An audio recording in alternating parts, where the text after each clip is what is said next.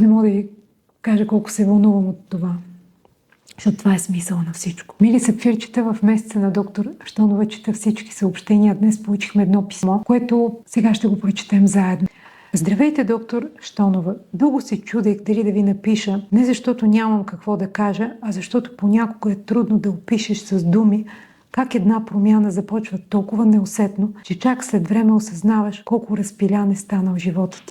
На 51 години съм, работя на пълен работен ден, имам 2 пораснали деца и вече едно малко внуче. Допреди година бях човекът, който винаги казваше: нямам време за себе си. Сутрин ставах изморена, вечер заспивах трудно, будех се по няколко пъти от горещи вълни, а през деня бях раздразнителна и без никаква енергия. Най-много ме болеше, че започнах да отказвам срещи с приятели и игрите с внучето ми, защото просто нямах сили. Попаднах на едно ваше интервю за менопаузата и за това, че жените не трябва да приемат този период като нещо, което просто се изтърпява, и за това реших да ви се доверя. Започнах с Менофлор 6, а малко по-късно добавих и Микробиом 11, защото от години имах подуване и дискомфорт след хранене. Не очаквах чудо, очаквах просто да опитам. Промяната дойде постепенно. Първо започнах да спя по-добре. След това осъзнах, че горещите вълни вече не определят деня ми. Стомахът ми се успокои, подуването значително намаля и някак започнах да се чувствам отново като себе си. Това е страхотно. Но най-хубавият момент беше един съботен следобед. Внучката ми ме хвана за ръка и каза: бабо, хайде да тичаме. Преди няколко месеца щях да измисля причина да седна на пейката. Обаче този път тичах с нея. Смяхме се, играхме почти 2 часа и чак вечерта си дадох сметка, че през целия ден нито веднъж не бях си помислила колко съм изморена. Тогава разбрах, че най-голямата промяна не е, че съм започнала да спя по-добре или че имам по-малко симптоми. Най-голямата промяна е, че отново имам желание да живея активно, да пътувам, да излизам и да бъда истински с хората, които обичам. Благодаря ви, че говорите за здравето така човешки. Благодарение на вас разбрах, че грижата за себе си не е егоизъм. Тя е начин да бъдем по-добри майки, съпруги, баби и приятели. Пожелавам ви да продължавате да вдъхновявате още много хора така, както вдъхновихте мен. С обич и благодарност, една много по-щастлива жена.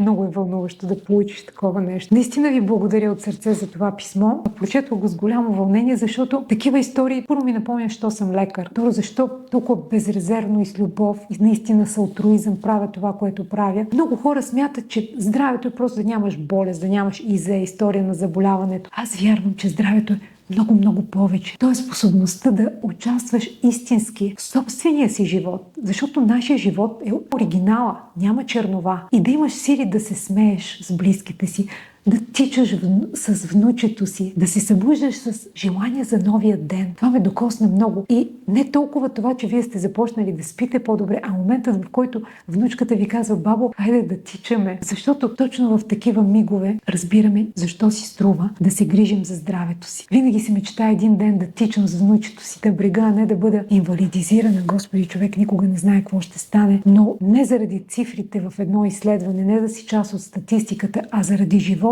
който тези цифри ни позволяват да живеем. Най-много ме радва този факт, че сте започнали да се чувствате отново като себе си. За мен това е идеал, това е нещо, което е наистина голяма победа. Не просто да облегчиш един симптом, а да помогнеш на организма да възстанови своя баланс и човекът отново да поиска да бъде активен, да танцува, да тича, а не да се опитва да се скъптае или да се чувства уморен или апатичен. Ние в медицината много често говорим за симптоми, клиничен симптомокомплекс, обаче човек никога не идва при нас само с симптоми. Всеки човек идва с своята история. Ти влизаш в болницата, но влизаш с мечтите си, с хората, които обичаш, с местата, които искаш да посетиш и с живота, който отново искаш да почувстваш като свой собствен. Затова никога не съм вярвала, че успехът е просто да минимизираш или да потиснеш някакъв симптом. Истински успех е точно това: човекът да поиска да участва в живота си, да го обича, да се събуждаш и да носиш прилив от енергия в себе си. Защото срещу нас винаги стои един човешки живот с мечти, с семейство, с страхове, с надежда.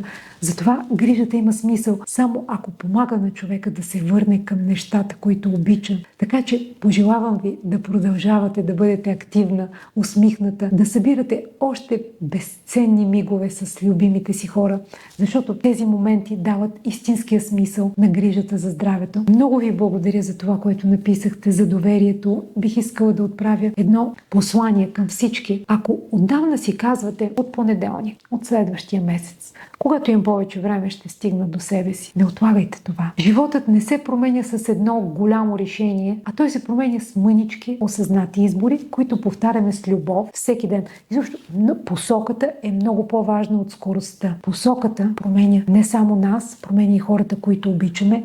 И най-добрият момент е да започнем да се грижим за себе си сега. Именно за това създадохме и този месец, месецът на доктор Щонова, като напомняне, че всяка голяма промяна започва с една мъничка крачка. През целия месец на доктор Щонова с всяка поръчка на повече от един продукт получавате и подарък. Това е една много красива и практична кутийка за капсули, за да бъде грижата за здравето още по-лесна, организирана и по-естетска някакси. Защото грижата за себе си не е егоизъм. Това е най-красивия подарък, който можем да направим не само на себе си, на хората, които обичаме. Обичам ви.